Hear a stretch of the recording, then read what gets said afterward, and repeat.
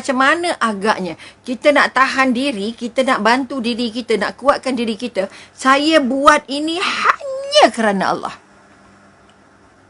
Okey, pertama kita katakan, okey, setiap gerak yang kita nak buat pasti ada niatnya. Pasti ada niatnya. Okey. Maka untuk kita tidak patah, tidak renyuk. Okey. Ketika tidak dapat penghargaan ataupun ketika tidak dapat terima kasih, maka tolong betulkan semula niat. Betulkan semula niat kita. Apa niat kita buat kerja itu? Apa niat kita tolong dia? Apa niat kita buat macam-macam majlis? Apa niat kita ketika kita masak di rumah? Apa niat kita ketika kita berkunjung ke rumah orang sakit? Apa niat kita apabila kita berjumpa dengan sahabat kita? Sebab niat itu boleh menjadikan kita terpelosok ataupun kita bangun seperti bunga yang mekar. Jaga niat, saya buat ini tidak ada niat lain kecuali Allah. Saya tolong dia kerana Allah. Saya memberi kerana Allah. Saya berbuat kerana Allah. Sebab itu orang yang bertanam, bercucuk tanam kerana Allah, tangannya sangat ringan memberi. Sangat ringan memberi, sedekah. Ini kalau orang tua dulu, ya Allah Tuhanku bagikan pokok ini bagus, subur, baik untuk anak cucu aku. Ya Rabbi. Sebab itu hadis mengatakan, kalau kamu dah sampai ke saat nazak, tapi dalam genggam kamu masih ada biji benih, maka tolong tanam biji benih tu dulu sebelum kamu mati. Dah nazak dah ni, ada biji benih, tanam. Untuk membuktikan bahawa kita tidak buat untuk diri sendiri. Tanam durian ni lama, 7 tahun baru berbuah. Umurnya tak tahu ada ke tidak 7 tahun lagi. Jangan cerita begitu. Tanam saja. Tanam itu sangat penting. Okey, tanam itu sangat penting dan paling penting lagi adalah apa niat kita tanam. Okey, kalau niat kita tanam nak makan sendiri, mati katak kita. Okey, Umi ada jiran depan rumah. Tapi dah pindah sekarang. Di luar pagar rumah dia ataupun kita kata di tepi jalan raya, dia tanam 2 pokok mangga yang sangat besar. Okey, ketika dia masih duduk di situ, pokok itu tak pernah berbuah. Belum pernah berbuah. Bayangkan. Sebaik sahaja dia pindah ke rumah baru dalam 10 km kot daripada rumah lamanya. Okey. Bila buah itu kosong saja, dua pokok ini berbuah sebanyak-banyaknya. Okey. Sebab itu bila ada orang lalu, bila ditanya, ambil je lah, orangnya dah tak ada. Umi selalu bagi tahu dengan tuan dia, kata, okey sayang, buah mangga banyak, ada orang minta banyak. Jadi tak apa Kak Umi, sedekah ke saja. Umi senang je, kait-kait bagi je lah siapa-siapa yang tak. Contoh. Bila kita bagi tahu dekat tuannya, datanglah buah mangga banyak. Tak kuasa nak datang. Masih kita duduk makan tak ada buah. Udah kita pindah baru nak buah. Lah. Boleh nampak marah dia dengan pokok. Sebab niat dia tanam dulu, dia nak makan. Bukan sebab dia nak sedekah, tapi Allah bagi lain. Allah bagi pindah dulu baru dia berbuah. Ini yang kita kata, bukan nak kata dia kedekut ke tak kedekut. Tapi kekuatannya ialah kita banyak berniat nak tanam untuk kita makan. Tanamlah untuk kita sedekah. Tanamlah untuk anak cucu. Ini contoh-contoh kekuatan. Sebab itu pengalaman Umi tanam pokok di keliling rumah. Ya Allah Tuhanku, tolonglah berbuah pokok ini untuk aku sedekah. Untuk sedekah, siapalah, untuk anak cucu pun sedekah juga, untuk anak-anak pun sedekah juga, untuk jiran pun sedekah juga, untuk tetamu pun sedekah juga. Sebab itu dia petik je mana yang tu. Kalau mangga tu mana yang tu, yang petik simpan je di dapur. Orang datang masuk plastik 2 biji seorang, 2 biji seorang. Contohnya, nak tunggu masak tak sempat sebab berlaga dengan tupai-tupai segala. Jadi bila nampak tua saja petik siap-siap. Niatnya apa? Ya Allah, Tuanku, bagi pokok ni berbuah untuk aku dapat sedekah. Jangan pula bila dah berbuah, bila dah masak, tak boleh makan sendiri je lah. Buat apa nak bagi orang? Sebab mangga ni sedap. Tak jadi. Berubah niat. Maka kata sekali lagi, kita bangun kekuatan. Untuk kita tidak mengharap pujian, tidak mengharapkan terima kasih orang, tolong jaga niat. Apa yang aku buat ini, aku buat semata-mata kerana Allah. Ini kekuatan pertama yang kita nak buat. Okey, mampu atau tidak? Bila kita kata niat, niat bukan hanya di bibir. Niat artinya ada dalam kepalanya. Niat kita ada dalam prosesnya. Niat kita ada dalam sebelum dan selepas prosesnya. Sebab itu kita kata kalau kita dah tanam, syukur Alhamdulillah nampak pokoknya besar. Bila dah berbuah, dah kita kata, bungkus. Nanti orang nampak, dah berubah niatnya. Okey, ini kekuatan itu yang pertama. Okey, maka sekali lagi ubahkan semua ibadah, semua perbuatan, semua gerak yang kita buat itu tidak ada kerana orang lain selain kerana Allah semata-mata. Bila kita buat kerana Allah semata-mata, tolong semata-mata kerana Allah. Kalau orang yang kita tolong itu tidak mengucapkan terima kasih, kita tak bengkak. Kita tak mengungut, ya Allah, kita tolong panggilkan Grab dia tapi dia dah naik, tak ada nak terima kasih kat kita pun. Jangan. Okay, kita dah tolong itu, tolong ini tapi tak ada terima kasih pun. Jangan. Orang buat tu dia punya cerita, tapi kita jangan kosong pahala kita.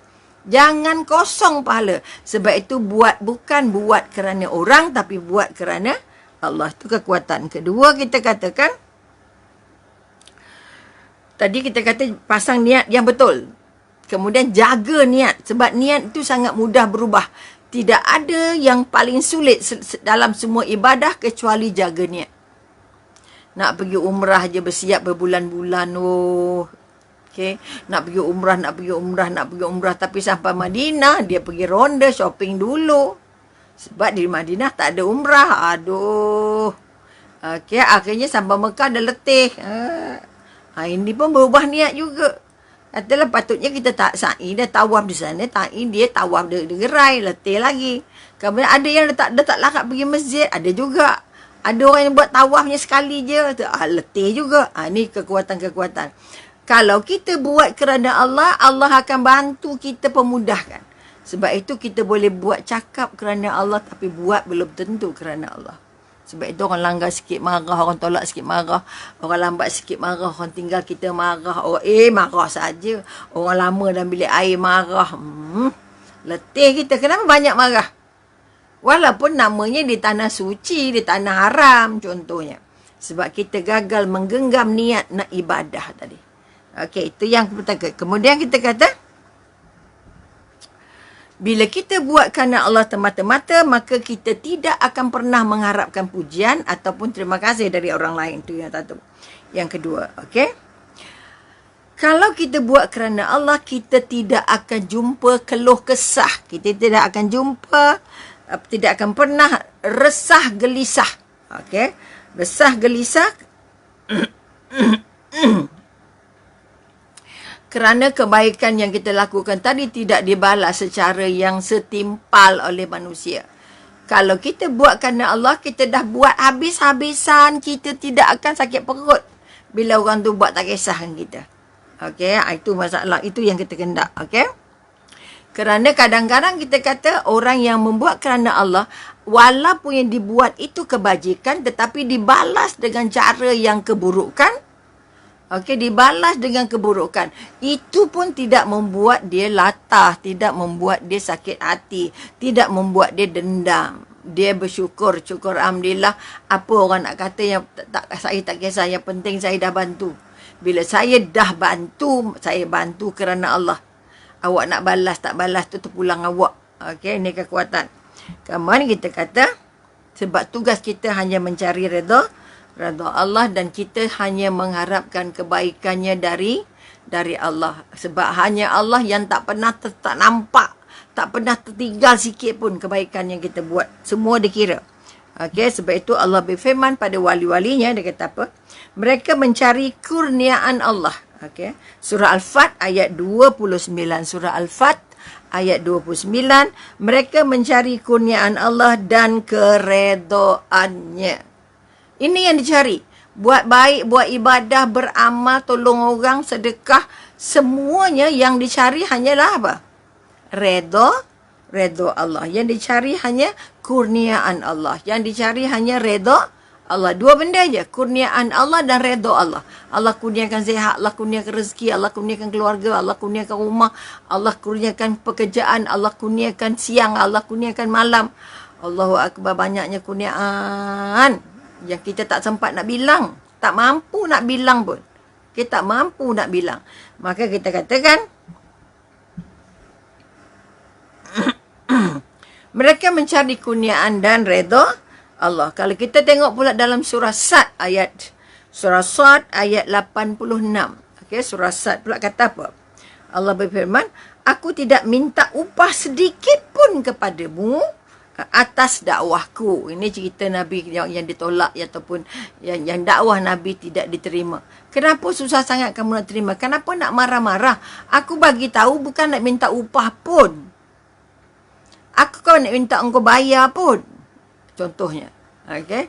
Maka orang yang sudah berprinsip begini, dia tidak akan susah hati kalau orang buat tak tahu. Orang buat tak kisah. Okay? Surah, aku tidak minta upah sikit pun. Kenapa susah sangat nak dengar tazkirahnya? Sebab bukan kena bayar pun. Bukan kena jalan pun. Duduk rumah je. Kata kita. Tapi yang membuat orang itu dengar, membuat orang itu berubah, membuat orang itu faham siapa? Allah. Sebab itu syukur Alhamdulillah. Terima kasih kerana masih ada yang sudi bersama. Mudah-mudahan persamaan kita ini memang kerana Allah, untuk cari redha Allah. Okay? Jadi kita mungkin terlambat sikit, tercepat sikit tu, ampun tuanku je lah. Minta maaf lah banyak-banyak. Cuba juga nak pancul. Tapi terlewat juga 2-3 minit. Allahu Akbar. Okay. Dalam surah Sad kata apa? Aku buat baik, aku bukan minta upah kat hang. Aku tolong hang, aku bukan nak minta upah. Kan yang pening kepala pasal apa?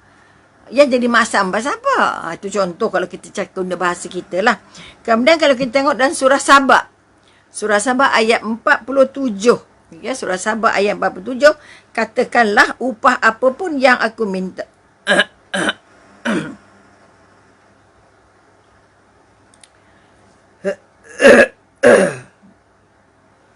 Allah kata aku tak minta upah daripada kamu. Kamu buat je baik bukan untuk aku tapi untuk kamu. Allah tak perlu solat kita. Allah tak perlu ibadah kita. Yang perlu ibadah kita tu kita. Kita yang buat, kita nak persembahkan kepada Allah. Kalau tak ada ibadah kita, kita nak tunjuk apa ke Allah? Jadi Allah kata, aku bukan dak ibadah kamu tu. Yang ibadah yang kamu buat tu kamu yang perlu. Sebab itu Allah kata aku tak minta upah. Okey, tak minta upah apapun yang aku minta kepadamu. Okey, solatlah, baiklah, jadilah orang yang taat pada aku, jadilah orang yang tak melawan sunnah Rasulullah, jadilah orang yang menjadi pengikut Rasulullah. Ini semua Allah suruh, bukan untuk Allah. Untuk kita. Kalau satu dunia orang tak sembah Allah, Allah Tuhan, Allah tetap Allah. Allah tetap Maha Agung, Allah tetap Maha Berkuasa, Allah tetap Maha Mengetahui, Allah tetap berkuasa.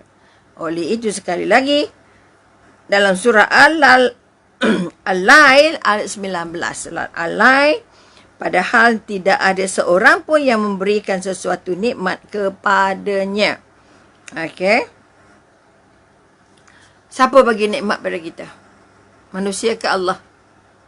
Tidak ada manusia mampu bagi nikmat kepada manusia lain kecuali atas izin Allah. Sebab itu ada orang banyak duitnya tapi dia tak gembira dengan duitnya. Kadang-kadang duitnya habis untuk orang lain, bukan untuk dia. Ini yang kita bimbang kalau kita dapat kata-kata kekuatan yang kita nak angkat ialah sesungguhnya kami memberi makanan kepada kamu hanyalah untuk mengharapkan redha. Kita bagi makan, kita nak Allah bagi redha kat kita. Udahlah dia bagi rezeki. Kita nak minta redha dia. Maka kita bekerjalah untuk cari makan, untuk cari kekuatan, untuk cari harta, cari apa atas nama Allah. Supaya harta yang kita dapat redha Allah. Makanan yang kita makan dapat redha Allah. Ibadah yang kita lakukan dapat redha Allah. Tak dapat redha Allah, semua tu jadi kosong. Tak dapat redha Allah, semua tu yang kita buat itu kosong, masuk longkang. Sebab itu nak dapat pertama izin Allah, kita redha Allah. Ketiga, Allah terima. Bila redha tu maknanya Allah terima. Bukan semua ibadah kita ni Allah terima. Jangan main-main. Sebab itu jangan lupa, ya Allah terima ibadah kami ni, ya Allah. Terima ibadah kami ni, ya Allah. Sebab itu tak boleh sombong, tak boleh ujub, tak boleh riak. Sebab kita tak tahu ibadah kita sudah diterima ataupun Allah terima atau tidak. Diterima cacat, terima baik, terima besar, terima cantik ke atau tidak. Sebab itu kita kata sekali lagi, ibadah itu bergantung pada tebal nipisnya iman. Jadi iman itu maknanya mengukuhkan keyakinan. Sebut iman kita tak rasa apa, tapi keyakinan. Hari ini sudah ramai orang yang tidak lagi yakin adanya akhirat secara hakiki. Tak kira lagi lah aku masuk syurga ke masuk neraka, tak kira lah, aku tak kisah. Umat Nabi kan semua masuk syurga, lambat pun tak apa, yang penting masuk syurga. Oh, senangnya hidup.